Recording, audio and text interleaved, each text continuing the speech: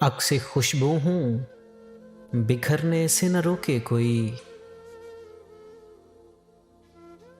और बिखर जाऊं तो मुझको न समेटे कोई। कांप उठती हूं मैं ये सोच के तन्हाई में, कांप उठती हूं मैं ये सोच के तन्हाई में, मेरे चेहरे पे तेरा नाम न पढ़ ले कोई। जिस तरह ख्वाब मेरे हो गए रेजा रेजा, इस तरह से न कभी टूट के बिखरे कोई। मैं तो उस दिन से हिरासा हूं कि जब हुक्म मिले, खुश्क फूलों को किताबों में न रखे कोई।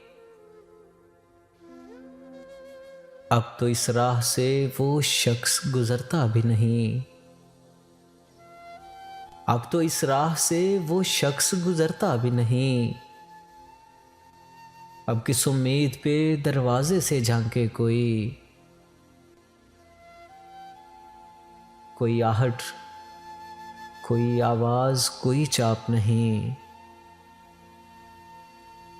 कोई आहट, कोई आवाज, कोई चाप नहीं। दिल की गलियां बड़ी सुनसान हैं, आए कोई। अक से खुशबू हूं, बिखरने से न रोके कोई, और बिखर जाऊं तो मुझको न समेटे कोई। परवीन शाकिर की लिखी हुई ये गज़ल आप लोगों को कैसी लगी? कमेंट सेक्शन में अपनी आरा से ज़रूर आगाह कीजिएगा।